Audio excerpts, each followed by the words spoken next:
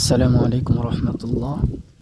প্রিয় দিনী ভাই ও বোনেরা, আমরা আজকে রাসূলুল্লাহ সাল্লাল্লাহু আলাইহি ওয়াসাল্লামের জীবনী নিয়ে উস্তাদ আবু তহা মোহাম্মদ আদনান হুজুরের মুখ থেকে কিছু আলোচনা শুনব। চলেন তাহলে আলোচনা শুরু করি। এই সংক্ষিপ্ত সময়ের মধ্যে একজন পবিত্র মানুষকে নিয়ে কথা বলবো ইনশাআল্লাহ তাআলা। সমসাময়িক প্রেক্ষাপটে,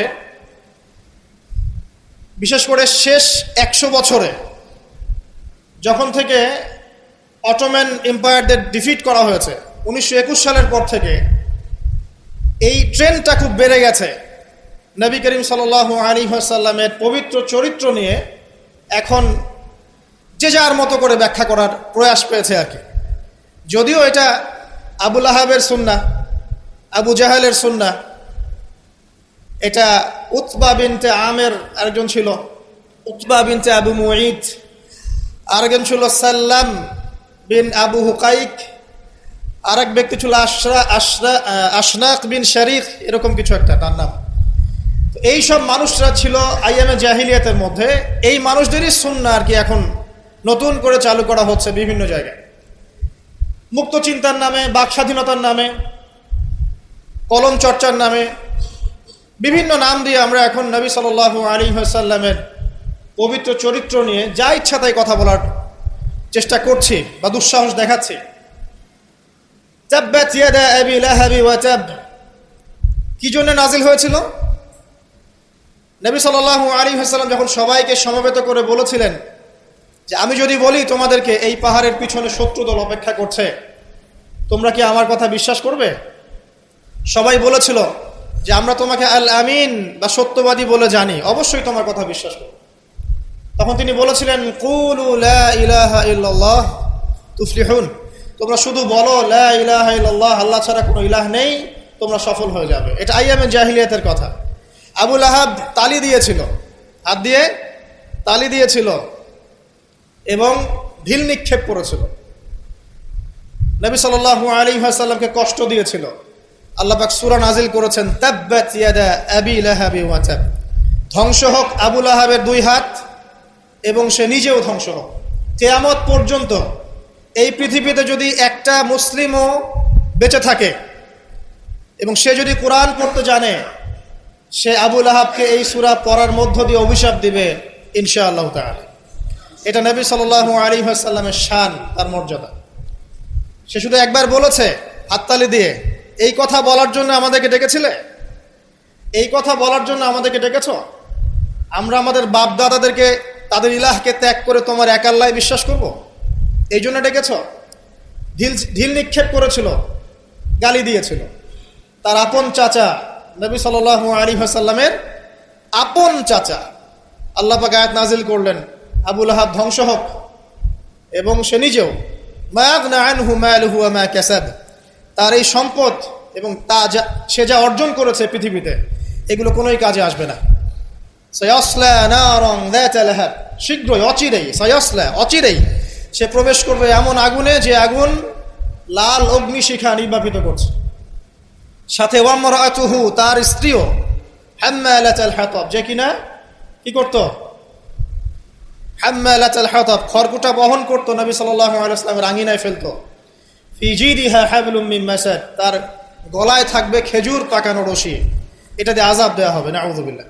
কিয়ামত পর্যন্ত যত মানুষ বেঁচে থাকবে মুসলিম, যারা কোরআন পড়বে, ছোট হোক বড় হোক, ধনী গরিব, সাদা কালো, যে কোনো জায়গার, যে কোনো জাতির, যে কোনো বর্ণের, যে কোনো রঙের, আবু লাহাবকে সে কিয়ামত পর্যন্ত গালি দিতে থাকবে।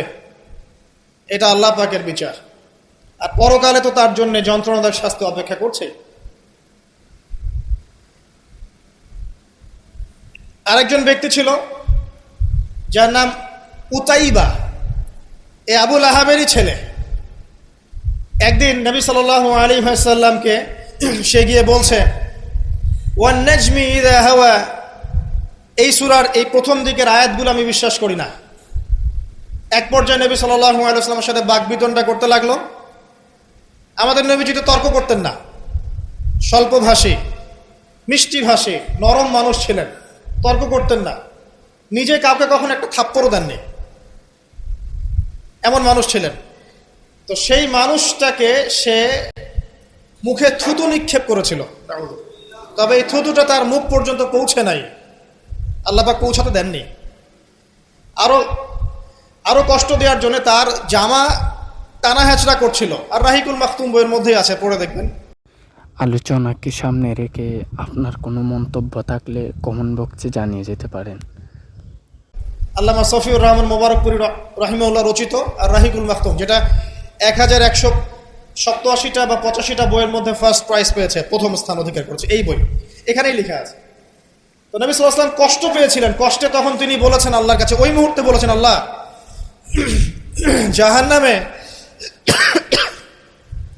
জাহান্নামে তোমার যে কুকুরগুলো আছে, জাহান্নামে কুকুর আছে আযাব দেওয়ার জন্য, এগুলোর মধ্যে একটা এর পিছনে আল্লাহ তুমি লেলিয়ে দিও। এটা বদদুয়া করেছেন নবী সাল্লাল্লাহু আলাইহি ওয়াসাল্লাম। আমাদের কিছু সুশীল আছে, তারা বলতে চায় যে নবী সাল্লাল্লাহু আলাইহি ওয়াসাল্লাম কখনো কটু ভাষা ব্যবহার করতেন না, কখনোই না। প্রয়োজন বোধে নবী সাল্লাল্লাহু আলাইহি ওয়াসাল্লাম বদদুয়াও করেছেন। প্রয়োজন বোধে নবী সাল্লাল্লাহু আলাইহি ওয়াসাল্লাম টানা 1.5-2 মাস ধরে বদদুয়া করেছেন। কোথায়? রাজির ঘটনা। রাজি একটা ঝর্ণার নাম বা একটা কূপের নাম, এক একজন এক একভাবে ব্যাখ্যা করে। এখানে 10 জন সাহাবীকে চোরাগুপ্তা হামলা চালিয়ে হত্যা করা হয়। একদল লোক এসে বলেছিল, আপনার সাহাবীদের মধ্যে এমন কিছু সাহাবীকে পাঠান যাদেরকে আমাদের কওমে নিয়ে গেলে ইসলাম শেখা যাবে, মুআল্লিম। নবী সাল্লাল্লাহু আলাইহি ওয়াসাল্লাম 10 জন সাহাবীকে পাঠিয়েছিলেন। এই 10 জনকে ট্র্যাপে ফেলে, এখন যেমন মুসলিমদেরকে ট্র্যাপে ফেলে হত্যা করা হয়, ট্র্যাপে ফেলে 10 জনকে হত্যা করা হয়। 3 জন ভাগ্যবশত বেঁচে যান, পাহাড়ের উপরে আশ্রয় নেন। তাদেরকে বলে, তোমরা নেমে আসো, তোমাদেরকে ছেড়ে দিব। তারা তীরের আঘাতে ক্ষতবিক্ষত ছিলেন। তারা মনে করলেন হয়তোবা তার অঙ্গীকার রক্ষা করবে, নেমে আসলেন। নামার সাথে সাথেই তাদেরকে বেঁধে ফেললো, মক্কায় বিক্রি করে দিল। তাদের মধ্যে একজনের নাম খুবাইব রাদিয়াল্লাহু আনহু। খুবাইব রাদিয়াল্লাহু আনহু, যার নাম আমাদের যুব সমাজ জানে না। আমাদের যুব সমাজ শাহরুখ খানের নাম জানে, খুবাইব রাদিয়াল্লাহু আনহু নাম জানে না। যাকে মক্কার সবার সামনে, একটা গাছের নিচে মক্কার সবার সামনে শুলদণ্ড দিয়ে হত্যা করা হলো। শুলদণ্ড মানে পিছনের রাস্তা দিয়ে কিছু একটা লোহার দণ্ড প্রবেশ করিয়ে মাথা দিয়ে বের করে দেওয়া। এই দণ্ড দিয়ে তাকে হত্যা করা হয়েছে। হত্যা করার আগে তাকে বলা হয়েছে, তুমি কি চাও? সে বলেছে, আমি 2 রাকাত নামাজ পড়তে চাই। এবং নামাজটাকে সংক্ষিপ্ত করেছে। সংক্ষিপ্ত করে সে হাত তুলে আল্লাহর কাছে দোয়া করেছিল, আল্লাহ, উপস্থিত যারা আছে এদের একটাকেও তুমি ছেড়ো না। ওয়াকতুলহুম বাদাদা, তাদের সবাইকে তুমি সবগুলাকে এক জায়গায় করে হত্যা করো। দেখা গেছে ওই সবার লাশ বদরের কূপে পড়েছিল। বদরের পরেও যে যুদ্ধগুলো হয়েছে এগুলোতে এরা মারা গেছে। বদরের পরে যে যুদ্ধগুলো হয়েছে এর পরে এগুলো মারা গেছে। আসলে ঘটনাটা বদরের পরেই সম্ভবত। যাই হোক, আমি যেটা বলতে চাচ্ছি, খুবাইব রাদিয়াল্লাহু আনহুকে তখন অপশন দেওয়া হয়েছিল যে তোমার জায়গায় যদি মুহাম্মদ সাল্লাল্লাহু আলাইহি ওয়াসাল্লামকে হত্যা করি, তুমি কি নিষ্কৃতি নিবে? সে তখন বলেছিল রাদিয়াল্লাহু আনহু যে আমার জায়গায় মুহাম্মদ সাল্লাল্লাহু আলাইহি ওয়াসাল্লামের একটা চুলকেও যদি আঘাতপ্রাপ্ত করা হয় আমি সেটাও বরদাস্ত করব না। এবং তিনি তখন একটা কবিতা আবৃত্তি করেছিলেন, বিভিন্ন কিতাবের মধ্যে কবিতাটা আছে, ওয়ালাস্তু বালি হিনা উক্তালু মুসলিমান, আমি কোনো পরোয়াই করি না যখন আমাকে মুসলিম হিসেবে মৃত্যু দেওয়া হচ্ছে। আলাই জামিন কানাল্লাহি মাসওয়াই, যে পাশেই আমাকে পাশ ফেরানো হোক না কেন, এই পাশ আল্লাহর জন্যই। ওয়াযালিকা লিলাহ ওয়া ইয়াশা, তিনি এমন একজন ইলাহ যিনি চাইলে ইউবারিক আলা ফি কুল্লি শিলইন মুমাজ্জাআত, তিনি আমার দেহের প্রত্যেকটা হাড় এবং গোশতের টুকরায় বারাকা দিতে পারেন। তাকে এভাবে শহীদ করা হয়। তো এই 10 জনকে ট্র্যাপে ফেলে হত্যা করা হয়েছিল। খুবাইব রাদিয়াল্লাহু আনহু তাদের মধ্যে একজন। খেয়াল করে দেখেন, নবী সাল্লাল্লাহু আলাইহি ওয়াসাল্লাম এই ঘটনার পরে 1 থেকে 1.5 মাস তিনি টানা বদদুয়া করেছেন এই কওমকে যেন আল্লাহ পাক ধ্বংস করে। ঠিক আরেকটা ঘটনা এর কয়েক মাস পরে ঘটে যায়, এর নাম বীরে মাউনার ঘটনা। বীরে মাউনা একটা জায়গার নাম, যেখানে একইভাবে দিন শেখার কথা বলে দায়ীদেরকে ডেকে নিয়ে এসে 70 জন দায়ীকে একসাথে হত্যা করা হয়েছে ট্র্যাপে ফেলে। এই জিনিসগুলো হিস্ট্রির কথা মনে করিয়ে দেয় আমাদেরকে। ইসলামের ইতিহাস পড়ে দেখেন, মঙ্গলরা, ওইদিকে রোমকরা, বাইজেন্টাইনরা বিভিন্ন সময় মুসলিমদেরকে ভেবে ট্র্যাপে ফেলে হত্যা করেছে। মসজিদে ঢুকিয়ে চারদিক থেকে মসজিদকে পুড়িয়ে দিয়েছে, আগুন দিয়ে দিয়েছে। এরকম অনেক ঘটনা ঘটেছে ইতিহাসে। আব্বাসীয় খেলাফতের সময় মঙ্গোলরা যখন আক্রমণ করেছিল, মাত্র 40 দিনের ব্যবধানে 10 থেকে 20 লক্ষ মানুষকে হত্যা করেছে, সবাই মুসলিম। একটা কথা মনে পড়ে যায় ঘটনাটা বলতে গেলেই, ওই সময় আব্বাসীয় খেলাফতের যে আমির ছিলেন বা খলিফা ছিলেন, তারা মোটামুটি দুনিয়া পূজারী হয়ে গিয়েছিলেন আর কি। দুনিয়ার যে মোহ তাদের মধ্যে ঢুকে গিয়েছে, ধন সম্পদ জমা করে করে এক একজন স্তূপ করেছিল আর কি। তো মঙ্গল যে কমান্ডার ছিল, যে হত্যা করেছে, সে আব্বাসীয় খলিফাকে তখন হেসড়ে নিয়ে এসে বলছে, কি চাও? সে বলছে, আমি পিপাসার্ত, পানি চাই।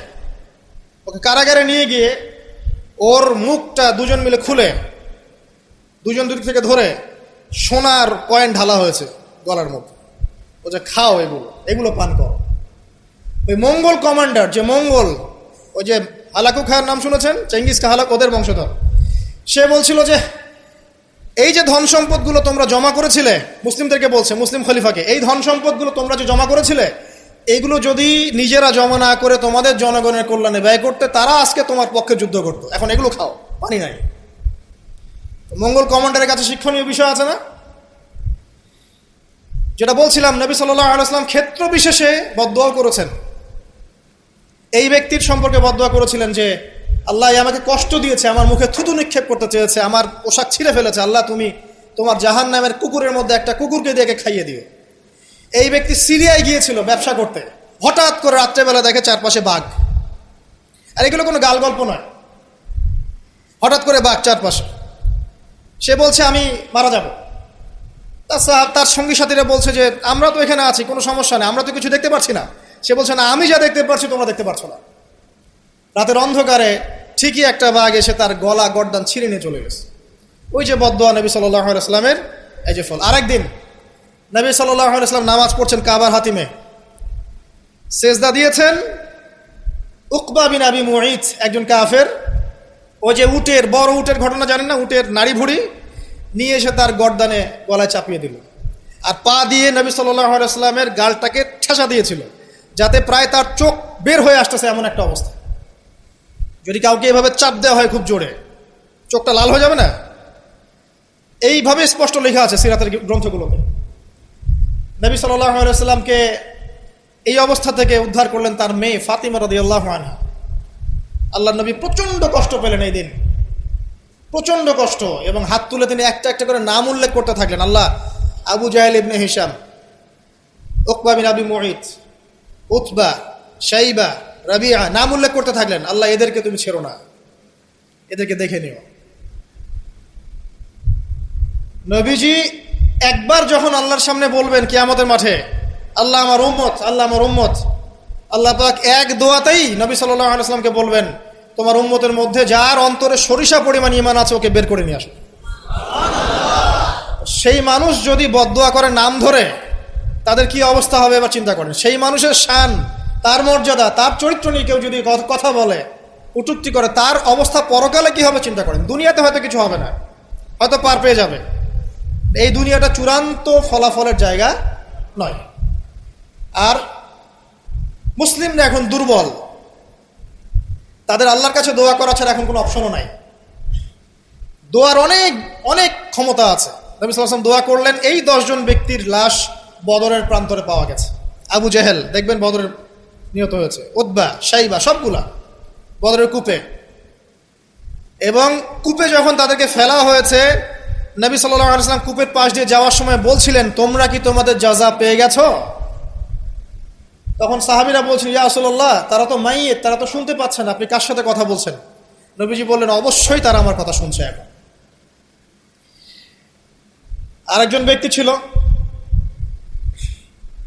যে নবী সাল্লাল্লাহু আলাইহি ওয়াসাল্লামকে নিয়ে এই কবিতা, গল্প, নৃত্য, মেয়েদেরকে নাচাতো, এসব তৈরি করতো, মক্কা ছড়াতো। তার নাম আশনাক বিন শারিক।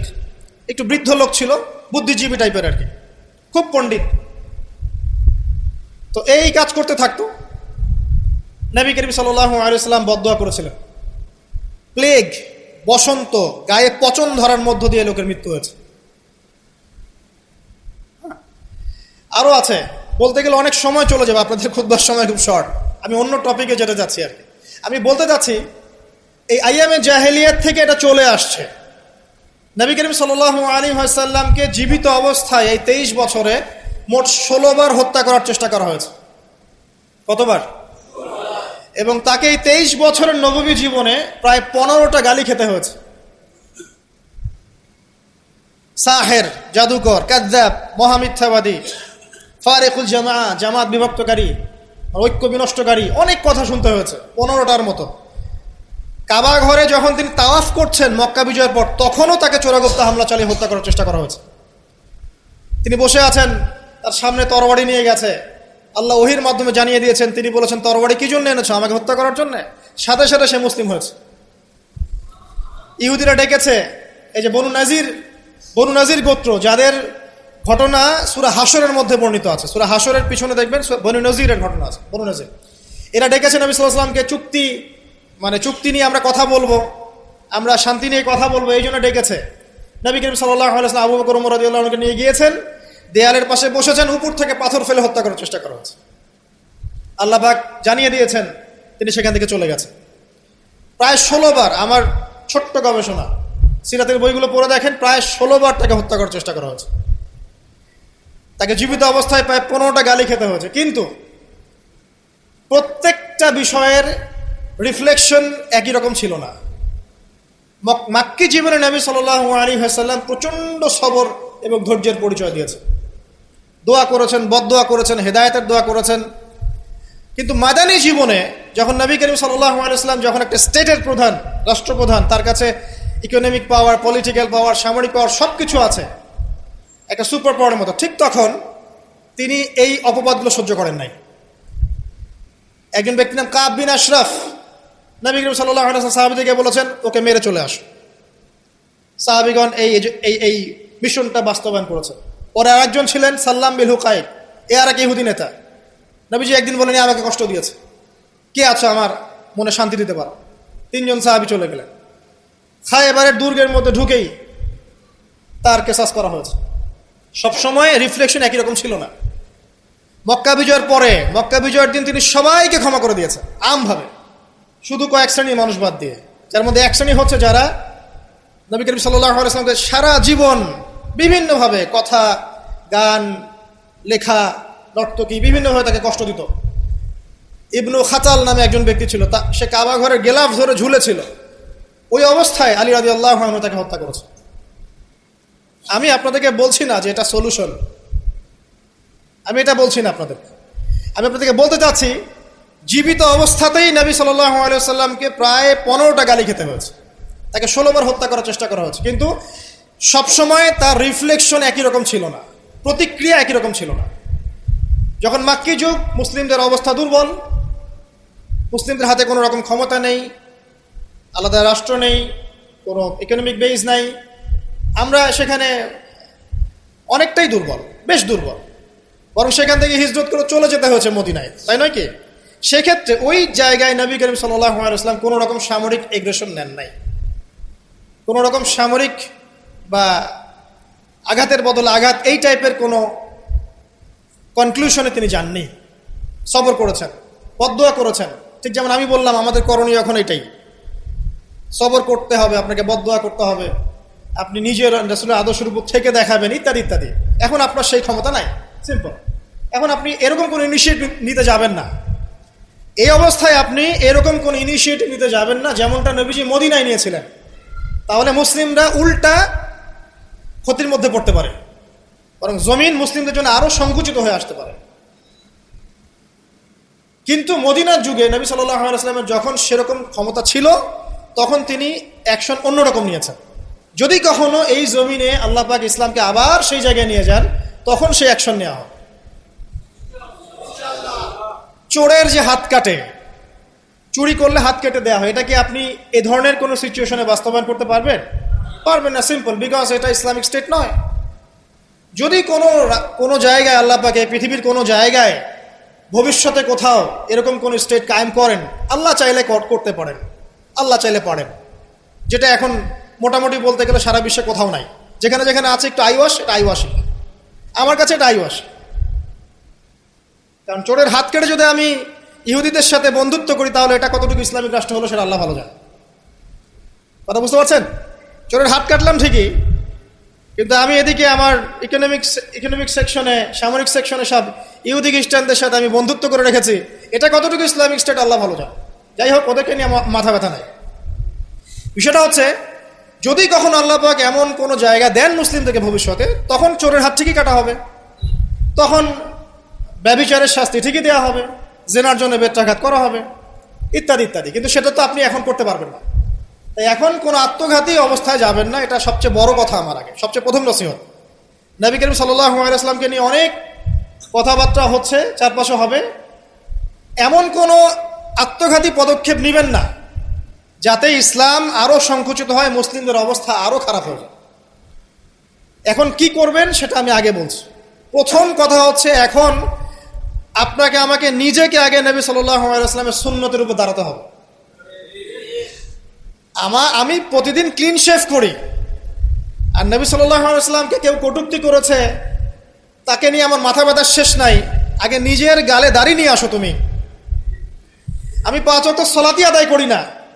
ইসলামকে নিয়ে কেউ যদি ব্যঙ্গ করে, আমি এমন শোডাউন শুরু করি যাতে মনে হয় আমি একমাত্র পাক্কা মুসলিম, আর কেউ মুসলিমই না। আগে নামাজ পড়েন 5 ওয়াক্ত, নবীর সুন্নাহগুলো নিজের উপর আগে ইমপ্লিমেন্ট করেন, নিজের উপর আগে বাস্তবায়ন করেন। সবার আগে এটা কাজ আমাদের। দ্বিতীয় কাজ কি? নিজের পরিবারের মধ্যে ইসলামের নবী সাল্লাল্লাহু আলাইহি ওয়াসাল্লামের যে সুন্নাহগুলো আছে সেটা বাস্তবায়ন করা। এটা এখানে তো কেউ আপনাকে চাপ প্রয়োগ করছে না। আপনি চাইলে আপনার পরিবারটাকে ইসলামিক পরিবার হিসেবে গড়ে তুলতে পারেন। এটা আপনার প্রথম দায়িত্ব, প্রথম দিকের কাজ। নবীর সুন্নাহর উপর থেকে মানুষকেও সুন্নাহর দিকে ডাকা, এটা কাজ। নবীর আদর্শে নিজে আগে এস্টাবলিশ হয়ে দেখানো যে এটাই নবীর সুন্নাহ। আজকে আমাদেরকে দেখলে অনেক সময় মানুষ বাজে মন্তব্য করে, মুসলিমরা যে মাপে কম দিচ্ছে, মুসলিমরা মজুদ করছে, মুসলিমরা সুদ খাচ্ছে, মুসলিমরা ঘুষ নিচ্ছে, মুসলিমরা দুর্নীতি করছে, মুসলিমদের দিকে আঙ্গুল তুলছে সবাই। এই জিনিসগুলো কি নবীর আদর্শ? আমরা তো নিজেরাই নবী করিম সাল্লাল্লাহু আলাইহি ওয়াসাল্লামের আদর্শের উপর অ্যাপ্রোপ্রিয়েটলি থাকতে পারছি না, তাহলে আমরা কি সত্যিকার অর্থেই আদর্শ উম্মাহ হতে পেরেছি? আমাদের প্রথম কাজ আগে এইটা, আগে নিজের উপর এটা ইমপ্লিমেন্ট করা। দেখবেন এভাবে যখন আমরা প্রত্যেকেই নবীর সুন্নাহ মেনে চলবো, জীবনে, পারিবারিক জীবনে, ইবাদতে, অর্থনীতিতে, সমাজে, চলাফেরায়, মুআমালাতে, দেখবেন ইনশাআল্লাহ তাআলা আস্তে আস্তে আস্তে আস্তে দেখবেন পরিবেশ পরিস্থিতি সব পরিবর্তন হবে। তাই প্রথম নসিহত, অনেকেই কিছু উগ্রপন্থী কমেন্ট করে থাকেন ফেসবুকে, এইটা ওইটা, এগুলোতে যাবেন না প্রিয় ভাইয়েরা। এগুলো আমাদের দিনের জন্য উল্টা ক্ষতি ডেকে আনবে। এবং যারা ইচ্ছাকৃতভাবে মুসলিমদেরকে উস্কায়, তারা চায় যে মুসলিমরা এমন কোনো কাজ করুক যাতে তারা মুসলিমদেরকে ডমিনেট করার কোনো সুযোগ খুঁজে পায়। আত্মঘাতী কোনো পদক্ষেপে যাবেন না, এটা আমার প্রথম নসিহত। এবার আসেন, আমরা কয়েকটা পয়েন্টে দেখাবো নবী সাল্লাল্লাহু আলাইহি ওয়াসাল্লাম আসলে কেমন চরিত্রের মানুষ ছিলেন, কি করেছেন, এবং দিন শেষে তিনি কি পেয়েছেন, আমাদেরকে কি দিয়ে গেছেন, এবং আমাদের বেসিক্যালি তার জীবনী নিয়ে কি কি কাজ করা দরকার। আমি জাস্ট এতটুকু কথা বলে আজকে খুব শেষ করব।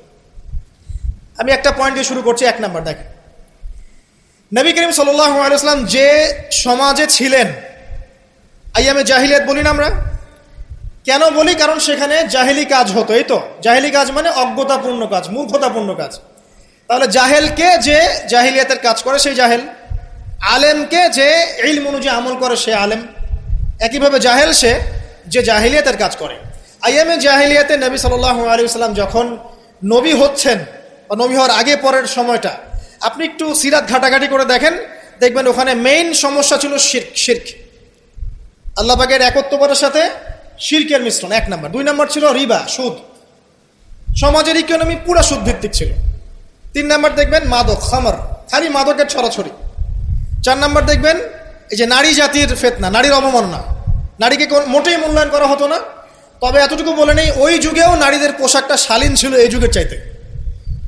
ওই যুগেও নারীদের পোশাকটা শালীন ছিল এই যুগের চাইতে,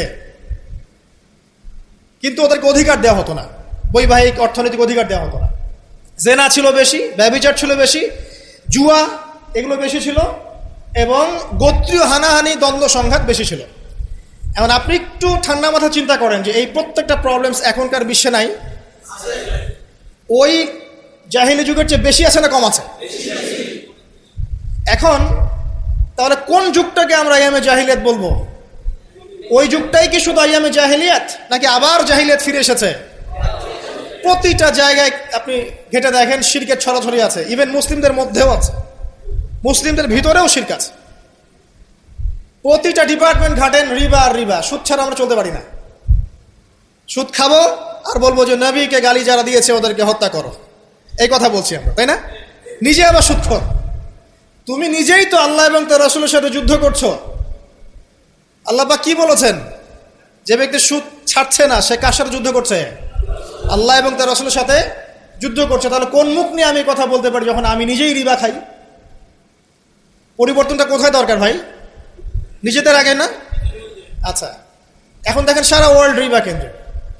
আমি এটা নিয়ে এখন ব্যাখ্যা করতে যাচ্ছি না। এরপরে মাদক, আপনারাই ভালো জানেন যে প্রত্যেকটা যুব সমাজের এই যে সেক্টর, স্কুল লেভেলের বাচ্চারা পর্যন্ত এখন ভয়াবহ সব মাদক সেবন করছে। এগুলো নামও শুনিনি আমরা কখনো।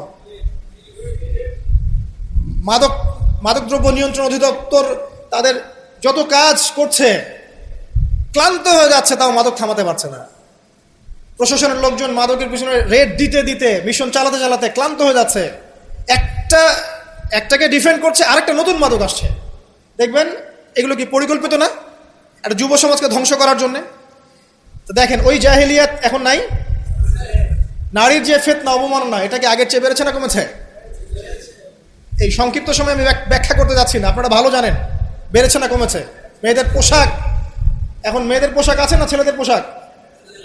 পোশাক পরেও মেয়েরা নগ্ন থাকছে না? ফ্যামিলিস্ট রেভলিউশনের কারণে মেয়েরা ছেলেদের জায়গা নিয়ে নিয়েছে না?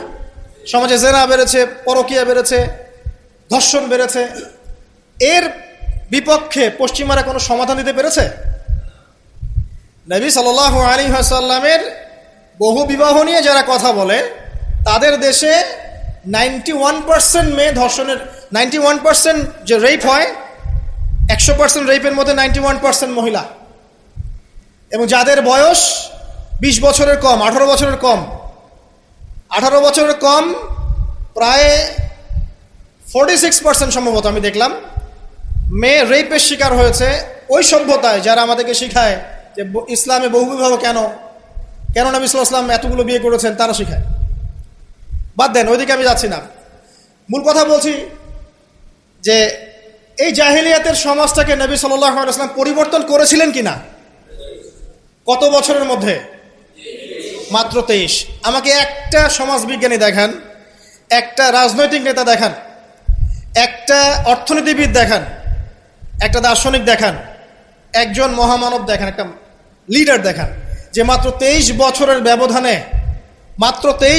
ব্যবধানে পুরো আইয়ামে জাহিলিয়াতকে এমনভাবে পরিবর্তন করেছেন যে মক্কা বিজয়ের পরে না মক্কায় কোনো শিরক আছে, না কোনো সুদ আছে, না কোনো মাদক আছে, না কোনো নারীর হেনস্থা অবমাননা আছে, না বেপর্দা অশ্লীলতা আছে, না জেনা আছে, না ব্যভিচার আছে, না গোত্রীয় হানাহানি দ্বন্দ্ব আছে। একটা মানুষ দেখান সারা বিশ্বে। চরিত্র কি নিয়ে গঠিত হয়? শুধু কি বিবাহ কেন্দ্রিক বিষয় নিয়েই চরিত্র গঠিত? মানুষের চরিত্র বলতে আমরা কি বুঝি? তার কথা, তার কাজ, তার আকীদা, তার আচরণ, তার ইবাদত, তার মুআমালাত, তার সামাজিক ব্যাপার স্যাপার, তার সিলাতুর রাহিম, তার সমাজ জ্ঞান, তার অর্থনীতির জ্ঞান, তার পলিটিক্যাল জ্ঞান, সবকিছু মিলেই তো একটা মানুষের ক্যারেক্টার। যখনই ক্যারেক্টারের প্রশ্ন আসে নবী সাল্লাল্লাহু আলাইহি ওয়াসাল্লামকে নিয়ে সরাসরি চলে যায় বিবাহ। কারণ আর কোনো সেক্টর নাই ক্যারেক্টার নিয়ে আলোচনা করার। ওগুলো তো ডিফেন্ড করাই যাবে। যাদের সাথে এই পর্যন্ত বাহাসে বসেছেন তারা তো আর ওই বিষয়গুলো বোঝে না, যে কোন জ্ঞান দিয়ে এই ইন্টারনালি ব্লাইন্ড সেকুলার প্রজন্মকে ডিফেট করা যায়। তারা তো ইসলামিক বিষয়গুলো শুধু উপস্থাপন করবে, বাইরের বিষয়গুলো আনতে পারছে না। সো একটা মানুষের চরিত্র কত মহান হলে স্বয়ং আল্লাহ পাক তাকে বলতে পারেন ইন্নাকা লাআলা খুলুকিন আযীম, নিশ্চয় আপনি মহান চরিত্রের অধিকারী। আল্লাহ পাক বলছেন। নবী সাল্লাল্লাহু আলাইহি ওয়াসাল্লামের 23 বছর সময় লেগেছে এগুলো পরিবর্তন করে সম্পূর্ণ আলোকিত একটা ইসলামী সমাজ প্রতিষ্ঠা করতে। একটা পয়েন্ট বললাম, তার চরিত্র আপনি বুঝে নেন, তার ক্যাপাবিলিটি বোঝেন, তার ব্যক্তিত্ব বোঝেন, তার গায়রত বোঝেন, তার শান মর্যাদা বোঝেন। 2 নম্বর দেখেন, 2 নম্বর পয়েন্ট, নবীজি যখন নবী হননি তার আগ থেকেও তিনি চেষ্টা করতেন সমাজ পরিবর্তন করতে, হিলফুল ফিজর তৈরি করেছিলেন ইত্যাদি। 40 বছর বয়সে যখন ওহী আসলো, 40 বছর বয়সে যখন ওহী আসলো, কি আসলো? আল কোরআন এবং তার ব্যাখ্যা সুন্নাহ। এই কোরআন এবং সুন্নাহকে কাজে লাগিয়ে, এর শিক্ষা দিয়ে, এর জ্ঞানটাকে প্রচার করে, মানুষের মধ্যে এর জ্ঞানটাকে ইনস্টল করে নবী সাল্লাল্লাহু আলাইহি ওয়াসাল্লাম পুরো সমাজটাকে সংস্কার করলেন। তাহলে এই যে জ্ঞানতাত্ত্বিক বিপ্লব, আমরা যেটা কথা বলি জ্ঞানতাত্ত্বিক বিপ্লব, জ্ঞানের রেভলিউশন, জ্ঞান নিয়ে কথা বলা, শিক্ষা দেওয়া, শিক্ষার মাধ্যমে অজ্ঞতার অন্ধকার দূর করা, কে সবার আগে করেছে এই 1400 বছর হিস্ট্রিতে? যারা এখন আমাদেরকে সায়েন্টিফিক এবং টেকনোলজিক্যাল জ্ঞানের কথা বলে, ওই পশ্চিমা সভ্যতাই, তারা কতদিন হলো সভ্য হয়েছে? কতশো বছর আগে সেখানে ফরাসি বিপ্লব হয়েছে, কত শতাব্দী হলো সেখানে সায়েন্টিফিক এবং টেকনোলজিক্যাল রেভলিউশনগুলো হয়েছে? 100-200 বছর, সর্বোচ্চ 300 বছর। 1400 বছর আগে নবী সাল্লাল্লাহু আলাইহি ওয়াসাল্লাম ইকরা দিয়ে জ্ঞানের রেভলিউশন করেছে। সাহাবীদেরকে জ্ঞান শিক্ষা দিয়েছেন। কোন জ্ঞান? অভ্রান্ত সত্যের উৎস, ওয়াহির জ্ঞান। ওরা যে জ্ঞান শিখাচ্ছে সেটা কি? বস্তুবাদী জ্ঞান। এখানে পরকাল নাই, এখানে আপনার জিন নাই, মালায়েকা নাই, বেহেশত নাই, জান্নাত নাই, জাহান্নাম নাই, হিসাব নাই, মিজান ফজিলত কিছু নাই, ঈশ্বর নাই। Godless education system. ওদের ভাষায় গড বলেছে, এটা নিয়ে আবার বিতর্কিত করেন না। কথা বলতেও ভয় পাই আমি, না জানি। আর আমি মুসলিমদেরকে বেশি ভয় পাই, কারণ তারাই বিতর্কিত করতে বেশি পছন্দ করে। গডলেস বলতে বুঝিয়েছি তাদের ভাষায় ঈশ্বরহীন একটা সিস্টেম। তো আমরা জ্ঞানের যে সিলসিলা দিয়েছি 1400 বছর আগে, ইকরা বিসমি রাব্বিকাল্লাযী খলাক দিয়ে, প্রত্যেকটা সাহাবী, আবু বকর, ওমর, ওসমান, আলী থেকে শুরু করে একদম শেষ পর্যন্ত দেখবেন সবাই এই জ্ঞানের আলোয় আলোকিত হয়েই সমাজ পরিবর্তন করেছে। মক্কার 13 বছরে আমরা ছিলাম, একজন সাহাবী কি কোনো কাফেরের উপর হাত তুলেছিল? দেখাতে পারবেন? কোন কাফেরকে একজন সাহাবী হত্যা করেছে বা আঘাত করেছে বা থাপ্পড় দিয়েছে? বরং আপনি দেখবেন শত শত কাফের তারা মুসলিমদেরকে আঘাত করেছে, নির্মম নির্যাতন করেছে। বেলাল রাদিয়াল্লাহু আনহুকে শুইয়ে পাথর বিছিয়েছে, চাবুক মেরেছে, গা পুড়িয়ে দিয়েছে, কত কি করেছে। আবিসিনিয়ায় চলে যেতে হয়েছে, তায়েফে গিয়ে নবী সাল্লাল্লাহু আলাইহি ওয়াসাল্লামকে নিজের মার খেয়ে আসতে হয়েছে। এই যে 13 বছর সহনশীলতার পরিচয় দিয়েছেন এই শিক্ষিত মানুষরা, তারা কি উগ্র ছিলেন? তারা সন্ত্রাসী ছিলেন? তাদেরকে কি তরবারির জোরে ইসলাম কবুল করানো হয়েছে? এই 13 বছর যে সাহাবীরা ইসলাম কবুল করেছেন, তারাই তো পরে বদরের যুদ্ধ করেছে, পরে উহুদে গিয়েছেন, পরে খন্দক খায়বারে গিয়েছে। এই যে বেসিকটা তৈরি করেছি আমরা মক্কার 13 বছরে, এই 13 বছরটা কি উগ্রতা দিয়ে প্রদর্শন করা হয়েছিল? কোন রকমের আগ্রাসী মনোভাব প্রচার করা হয়েছে? কিচ্ছু করা হয়নি। শুধু জ্ঞান তাত্ত্বিক সলিউশন দেওয়া, জ্ঞান শিক্ষা দেওয়া হয়েছে, কোরআন শিক্ষা দেওয়া হয়েছে, হাদিস শিক্ষা দেওয়া হয়েছে। এই শিক্ষার মধ্য দিয়ে যখন ভিতরটা পরিবর্তন হয়েছে, তখন মানুষ আল্লাহর কাছে আত্মসমর্পণ করেছে। এই ছিল আমাদের মক্কার 13 বছর। তাহলে যে জ্ঞানের কথা বলি আমরা, যে মানুষটার কাছে কোরআনের মতো কিতাব আসে, এক বাক্যে আপনি আমাকে বলেন কোরআনের একটা আয়াতকে কেউ মিথ্যা প্রমাণ করতে পারবে? কোরআন কারীমের মধ্যে যাররা পরিমাণ কি মিথ্যা আছে বা অমানবিক কোনো বিষয় আছে? মানুষ ভুলভাবে সেটাকে উপস্থাপন করে, কিন্তু যদি সঠিকভাবে উপস্থাপন করতে পারে বা সৎসাহস থাকে, কোশ্চিনকালেও কোরআনে আপনি যাররা পরিমাণ ফল্ট পাবেন না। যালিকাল কিতাব লা রাইবা ফি, কোনো সন্দেহ নাই। এখন বলেন, এত পবিত্র একটা কিতাব একজন পবিত্র মহাপবিত্র সত্তার কাছ থেকে এসেছে, আর একজন জিবরাইল আলাইহিস সালাম, ফেরেশতাদের লিডার, তিনি এটা বহন করে এনেছেন। এখন যে মানুষটার উপরে এটা নাজিল করা হচ্ছে, তিনি কত পবিত্র চরিত্রের অধিকারী, এখন আপনি চিন্তা করেন। যদি তার চরিত্রের মধ্যে যাররা পরিমাণ অপবিত্রতা থাকতো, তাহলে কোরআন কি তার উপর নাজিল হতো? আপনারা বুঝতে পারছেন? মনে করেন আমাদের চরিত্রে কি অসংখ্য অপবিত্রতা আছে না? আমার উপরে কি আল্লাহর নূর, আল্লাহর এই যে কিতাব, ওহী, এগুলো অবতীর্ণ হওয়ার সুযোগ আছে কোনো? নাই। আল্লাহ পাক পবিত্র মানুষদেরকে বাছাই করেন। আল্লাহ রাব্বুল আলামিন সবচেয়ে পবিত্র মানুষকে বাছাই করেছিলেন মহাপবিত্র কিতাব দেওয়ার জন্য। এটাই তো যথেষ্ট তার চরিত্র ব্যাখ্যা করার জন্য। আর কি প্রয়োজন? যার কাছে কোরআন নাজিল হতে পারে, তার চরিত্র নিয়ে কথা বলার কোনো অবকাশই নাই। তিনি যে কাজই করেছেন, যখন যে কথাই বলেছেন, যে ইনিশিয়েটিভ নিয়েছেন, প্রত্যেকটাই আল্লাহর হুকুমেই নিয়েছেন, এর হুকুমের বাইরে কিছু করেন। শুধু তাই নয়, তার শত্রুরা পর্যন্ত মক্কায় কখনো বলতে পারেনি তিনি মিথ্যাবাদী, তিনি মাপে কম দেন, তিনি ওয়াদা খেলাফ করেন, তিনি অমুক, তিনি তমুক। তার শত্রুরা পর্যন্ত এটা বলতে পারেনি। বরং তার শত্রুরা বলেছিল এভাবে যে, তোমাকে আমরা অবিশ্বাস করি না, বরং তুমি যে কোরআনের কথা বলছো এটাকে আমরা অস্বীকার করছি। এটা 2 নম্বর পয়েন্ট, জ্ঞানের রেভলিউশন। আমরা দিয়েছি, নবী সাল্লাল্লাহু আলাইহি ওয়াসাল্লাম দিয়েছেন। আর এই জ্ঞান না থাকলে আপনি তো শূন্য। আমরা ঠিকই তো আছি জ্ঞানের উপরে। আর একটা বিষয় সবার কান খুলে শুনে রাখা উচিত, পবিত্র কোরআন এবং সহিহ সুন্নাহ বা নবী সাল্লাল্লাহু আলাইহি ওয়াসাল্লামের সুন্নাহর মধ্যে এমন কোনো বিষয় নাই যেটা ব্যাখ্যা করা হয়নি। এটা মানতে যদি আপনার আপত্তি থাকে, আমরা আপনার সাথে লড়াই করব না, আমরা আপনার সাথে ঝগড়া করব না, বিবাদ করব না, আপনাকে আঘাতও করব না। কিন্তু আপনাকে বিনয়ের সাথে বলবো, আপনি আরো 10 বার স্টাডি করেন, আপনি আরো 10 বার স্টাডি করেন, কোরআন এবং সুন্নাহকে আরো 10 বার স্টাডি করেন। আপনি খুঁজে পাবেন ইনশাআল্লাহ কোরআন এবং সুন্নাহর মধ্যে কোনো রকমের ভুল ত্রুটি, মানবতা বিরোধী কিচ্ছু নেই। আল্লাহ পাক আমাদের সবাইকে বোঝার তৌফিক দান করুন। এগুলো রাখেন তো ভাই, কে বুদ্ধি দিচ্ছে? আপনি রাখেন, এটা রাখেন।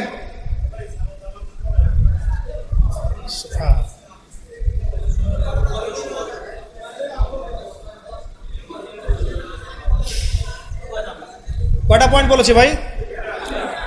শেষ করছি, সময় কম। তৃতীয় পয়েন্ট শোনেন, তৃতীয় পয়েন্টটা শোনেন। নবী করিম সাল্লাল্লাহু আলাইহি ওয়াসাল্লাম শুধু এমন মানুষ ছিলেন না যিনি শুধু কোরআন শোনার কথাগুলো নিজেই বলে ক্ষান্ত হয়েছেন, নিজের উপর আমল করেন নাই। এমন মানুষ তিনি ছিলেন না। প্রত্যেকটা আয়াত এবং হাদিস যখন এসেছে তার কাছে, তিনি নিজে আগে সেটার উপর আমল করে দেখিয়েছেন। দেখেন, একজন মানুষ দিন প্রচার করছেন, একজন মানুষ যিনি পরিবার চালানোর জন্য রুজি রোজগারের চেষ্টা করছেন, একজন মানুষ তিনি পিতার দায়িত্ব পালন করছেন, একজন মানুষ তিনি স্বামীর দায়িত্ব পালন করছেন। নবী সাল্লাল্লাহু আলাইহি ওয়াসাল্লামের স্ত্রীরা কি তার প্রতি অসন্তুষ্ট ছিল? একজন মানুষ যিনি আবার যখন মদিনায় গেছেন তখন সেখানকার সামরিক বিষয় ডিল করছেন, পররাষ্ট্রনীতি অ্যাপ্লাই করছেন, রাজা বাদশাদের কাছে ইসলামের দাওয়াত দিচ্ছেন, যখন প্রয়োজন হচ্ছে তখন বদরের মাঠে তিনি অস্ত্র ধরছেন। একজন মানুষ যে এতগুলো কাজ করছেন, এই ভার্সেটাইল ক্যারেক্টার পাওয়া যাবে একটা মানুষ দেখান মহাবিশ্বে। একটা মানুষকে দেখান যার কাছে এই চরিত্রের সবগুলো দিক আছে, যিনি একজন আদর্শ পিতা, আদর্শ নেতা, আদর্শ অর্থনীতিবিদ, আদর্শ ফিলোসফার, আদর্শ পলিটিশিয়ান, আদর্শ লিডার, কমান্ডার। একটা মানুষ দেখান যার মধ্যে এই সব গুণাবলীর সংমিশ্রণ আছে। তারপরেও কি ব্যাখ্যা করতে হবে যে এই মানুষের চরিত্র আল্লাহ পাক কর্তৃক সার্টিফাইড, এই মানুষ আল্লাহর কর্তৃক মনোনীত একজন বান্দা? আর তো কিছু প্রয়োজন নাই। আবার নিজের উপর আমল দেখেন, এত কিছুর পরেও নিজে রাত জেগে তাহাজ্জুদ পড়ছেন, পা ফুলিয়ে ফেলছেন, সবচেয়ে বেশি জিকির করছেন, সবচেয়ে বেশি তেলাওয়াত করছেন, সবচেয়ে বেশি রোজা রাখছেন, সবচেয়ে বেশি নামাজ পড়ছেন। শুধু কথা বলেই ক্ষান্ত থাকছেন না, নিজেও আমল করছেন এবং সবচেয়ে সেরাটা করছেন। এমন একজন মানুষকে খুঁজে দেখান যে শুধু বড় বড় কথা নিজে বলেই না, বরং আমল করেও দেখায়। বহু অর্থনীতিবিদ আছে দেখবেন অনেক বড় বড় কথা বলবে, নিজেই সুদখোর। বহু দেখবেন পলিটিশিয়ান আছে বড় বড় কথা বলবে, নিজেই করাপ্টেড, দুর্নীতিবাজ। বহু দেখবেন সোশ্যাল নেতা আছে অনেক বড় বড় সামাজিক রেভলিউশনের কথা বলে। আপনি দেখবেন এই নবী সাল্লাল্লাহু আলাইহি ওয়াসাল্লামের এই সোনালী সমাজকে সে মূল্যায়ন করছে না। বহু দেখবেন ফিলোসফার আছে, দার্শনিক, আমরা এটাতে পড়েছি যে দর্শনের বড় বড় বিষয় নিয়ে কথা বলছে, জ্ঞান, আত্মা, ঈশ্বর, মহান সত্তা, পরম সত্তা, জ্ঞানের ডেফিনেশন, বস্তুবাদ, অভিজ্ঞতাবাদ, কত কথা বলছে। দেখবেন শেষে গিয়ে একটা কনক্লুশনও আসতে পারে নাই আজ পর্যন্ত। জ্ঞান আসলে কি এটার ব্যাখ্যাতে আসতে পারে নাই, একটা কনক্লুশন আসতে পারে নাই। আমরা যখন বলছি জ্ঞান মানে ওয়াহি, আল্লাহর ওয়াহি হচ্ছে চূড়ান্ত জ্ঞান, সিম্পল, শেষ, ফুল স্টপ। আল্লাহর ওয়াহি হচ্ছে চূড়ান্ত জ্ঞানের উৎস, আল্লাহর ওয়াহি হচ্ছে চূড়ান্ত জ্ঞানের উৎস, ফুল স্টপ। এটা আমাদের কমপ্লিমেন্ট, আমাদের আকীদা, মানহাজ। আর তাদেরকে দেখবেন জ্ঞান মানে বুদ্ধি, জ্ঞান মানে অভিজ্ঞতা, জ্ঞান মানে সমন্বয় ইত্যাদি বলতে বলতে মুখের ফেনা উঠে যাচ্ছে, কোনো কনক্লুশন আসতে পারছে না কেউ। নবী সাল্লাল্লাহু আলাইহি ওয়াসাল্লাম এমন একজন মানুষ ছিলেন যিনি সবকিছু শুধু আলোচনা করেই, ব্যাখ্যা করেই আর মানুষকে দাওয়াত দিয়ে ক্ষান্ত ছিলেন না, বরং তিনি কাজ করে দেখিয়েছেন। অ্যাজ এ ফিলোসফার তিনি সফল, অ্যাজ এ পলিটিশিয়ান সফল, অ্যাজ এ সামরিক লিডার তিনি সফল, একজন কূটনীতিবিদ তিনি সফল, সমাজবিজ্ঞানী তিনি সফল, অ্যাজ এ ফাদার তিনি সফল, অ্যাজ এ হাজব্যান্ড তিনি সফল। কি চাচ্ছেন? একজন মানুষের মধ্যে এত কোয়ালিটি থাকার পরেও তার চরিত্র নিয়ে কথা বলছেন। ওই যে বিয়ে, আয়েশা রাদিয়াল্লাহু আনহাকে কেন বিয়ে করলেন এত কম বয়সে? আপনি কি জানেন রবীন্দ্রনাথ ঠাকুরের বাবা কত বছর বয়সে বিয়ে করেছেন?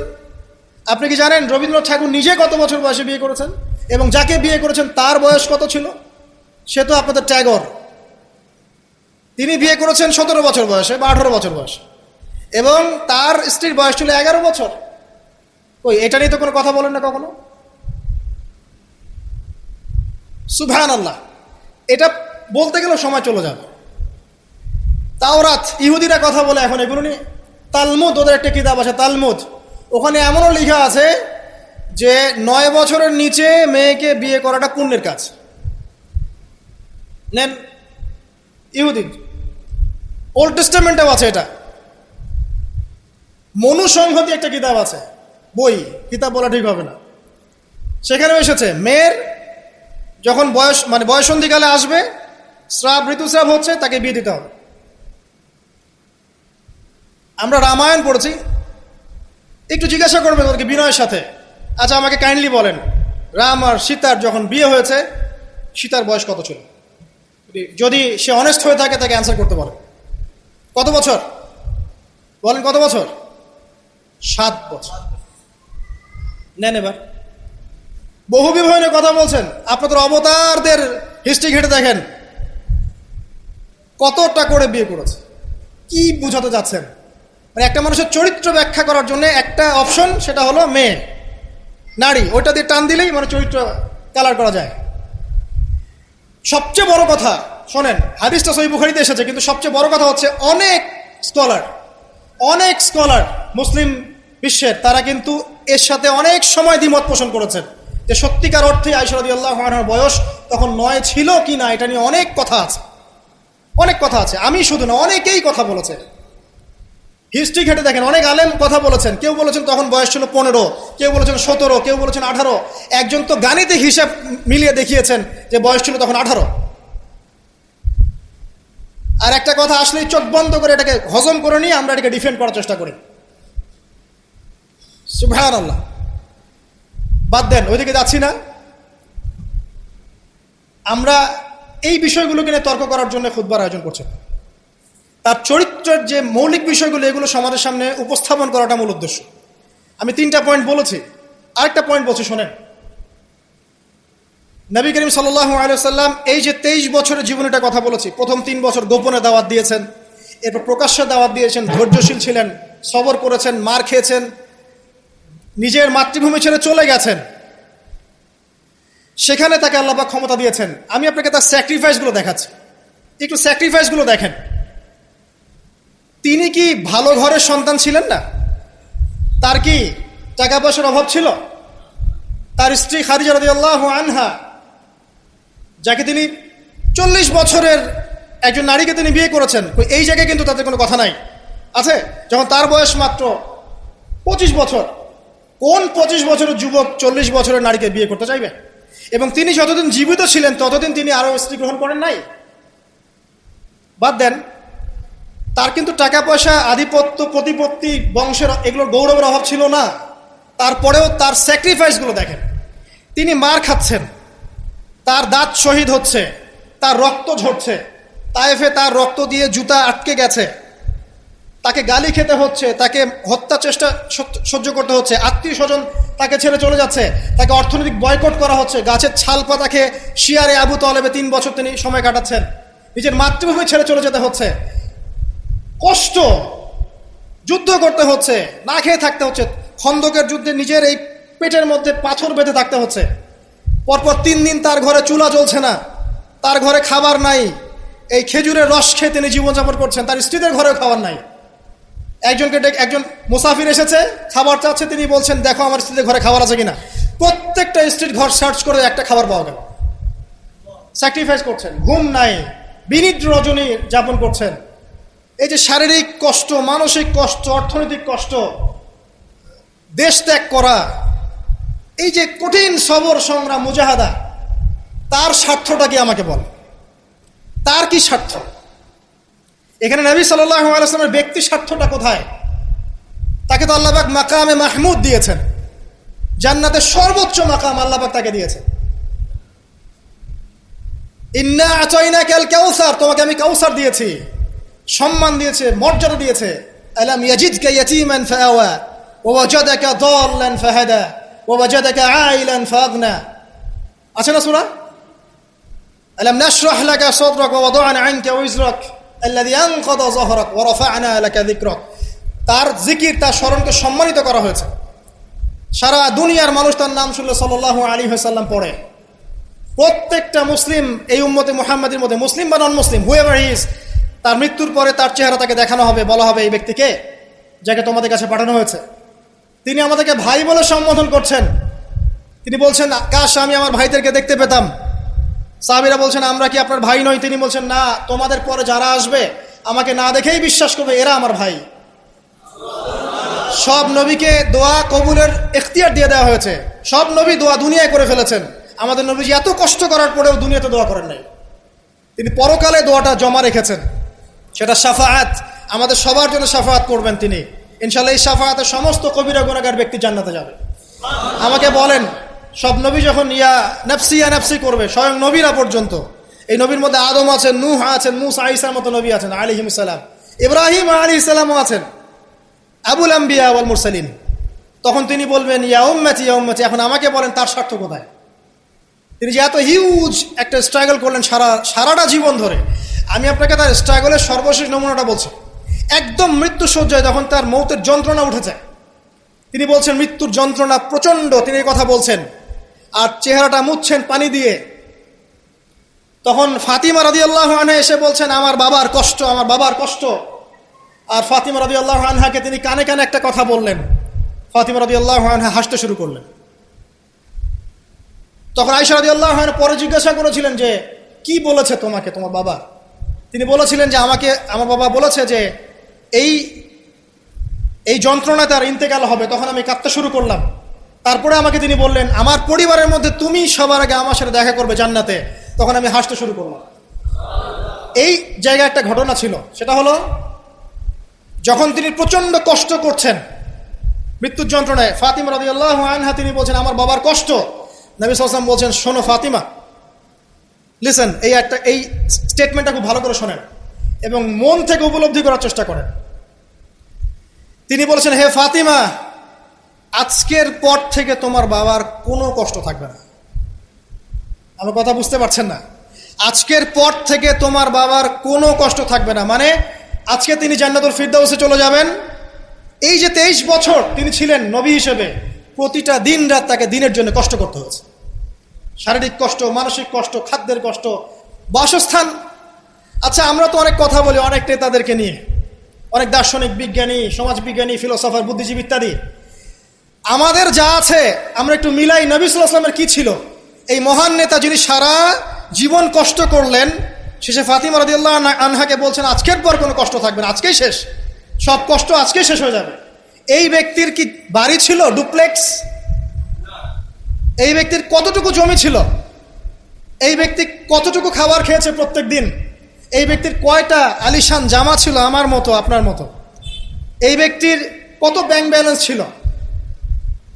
এই ব্যক্তির কি ছিল দুনিয়াতে? দুনিয়ার জীবন চলার জন্য তার ঘরে কি ছিল? আসলে আমাদের প্রত্যেকের ঘরে যা আছে, নবী সাল্লাল্লাহু আলাইহি ওয়াসাল্লামের চেয়ে বেশি সম্পত্তি আছে। এই হিউজ স্ট্রাগল তিনি করলেন কার জন্য, মানে কাদের জন্য? তিনি পেলেনটা কি? এক কথায় উত্তর হচ্ছে, এই কষ্ট তিনি করেছেন উম্মতে মুহাম্মাদির জন্য। আফসোস, দুর্ভাগ্য যে আজকে উম্মতে মুহাম্মাদির মধ্যে এক শ্রেণীর মানুষ তার চরিত্র নিয়ে কথা বলে, দুঃসাহস করে, লজ্জায় তাদের মাথা হেড হয়ে যায় না। লজ্জা থাকতে হয় মানুষের মধ্যে। তো ধরেন কেউ একজন আপনার প্রতি ইহসান করেছে, অনেক উপকার করেছে আপনার, আপনি যদি তাকে নিয়ে ভালো মন্দ কথা বলা শুরু করেন, বুঝতে হবে আপনার নির্লজ্জ প্রকৃতির মানুষ, আপনি লজ্জাই নেই আপনার। আপনি একজন মানুষের কাছে ইহসান গুজার, সে আমার জন্য কত পরিশ্রম করেছে, আপনার তো তার পা ধুয়ে দেওয়া উচিত। সাহাবা একরাম রাদিয়াল্লাহু আনহুম এই কাজটাই করতেন এবং তারা আল্লাহ এবং তার রাসূলকে আপন মনে করতেন। কোনোদিন তার কাছে গিয়ে কোনো হাত যে পেতেছে কখনো ফিরে আসে নাই খালি হাতে। কোনোদিন কেউ দান চেয়েছে তিনি ফিরিয়ে দেননি। একদিন নামাজে দাঁড়িয়েছেন, ইকামত হওয়ার পরেও আবার বাসা চলে গিয়েছে। সাহাবীরা অবাক, কি ব্যাপার? একটু পর ফিরে আসলেন, বললেন আমার কাছে কিছু দিনার ছিল, এগুলো সাদাকা করে দিয়ে তারপরে নামাজে দাঁড়ালো। সবসময় সত্য বলেছেন, সত্যের উপর ঠেকেছেন, এতিমদের খোঁজ নিয়েছেন, বিধবাদের পাশে ছিলেন, উম্মাহকে ঐক্যবদ্ধ করেছেন, মানুষের মাঝে ভেদাভেদ দূর করেছেন, এক ওয়ান উম্মাহ নেশন গঠন করেছেন। সুদ দূর করেছেন, মাদক দূর করেছেন, শিরক দূর করেছেন, আল্লাহ ভোলা মানুষকে আল্লাহকে চিনিয়েছেন, পরকালকে চিনিয়েছেন, মানুষকে জান্নাতের পথ দেখিয়েছেন। কি করেন নাই? আপনি আমাকে একটা সেক্টর দেখান যেটা মানুষ করার বাকি থাকে, যেটা তিনি করেন নাই। একটা সেক্টর দেখান। তারপরে এই মহান মানুষের সম্পর্কে আমরা বাজে ধারণা লালন করছি, আজে বাজে কথা বলছি। দেখুন, এখন মুসলিমদের হয়তো কিছু করার নাই, বদদোয়া তারা করবে, এবং এই বদদোয়ায় নিঃসন্দেহে ইফেক্টেড হবে তারা যারা নবী সাল্লাল্লাহু আলাইহি ওয়াসাল্লামের সাথে শত্রুতা করছে, কোনো সন্দেহ নাই। কিন্তু এমন একটা সময় আসবে, দেখবেন আজকে থেকে 100, 200, 500 বছর, কত বছর আমরা জানি না, যে এই পৃথিবীর বুকে নবী সাল্লাল্লাহু আলাইহি ওয়াসাল্লামকে নিয়ে একটা বাজে মন্তব্য করার মানুষ অবশিষ্ট থাকবে না ইনশাআল্লাহ। এটা আসবেই। কবে? ননসেন্স প্রশ্ন, আমি জানি না, কিন্তু আল্লাহ এবং তার রাসূল কোরআন হাদিসে বলেছেন আসবেই। ওটা না আসা পর্যন্ত কিয়ামত হবে না ইনশাআল্লাহ। আমি আর খুতবা লম্বা করছি না, আর অনেক কথা হয়তো বলতে পারতাম, আমাদের হাতে টাইম কম। শুধু এখানে একটা পয়েন্ট বলে শেষ করে দিব। প্রিয় ভাইয়েরা এবং বোনেরা যারা খুতবা শুনবেন, আমাদের নিজেদের কিছু কাজ আছে।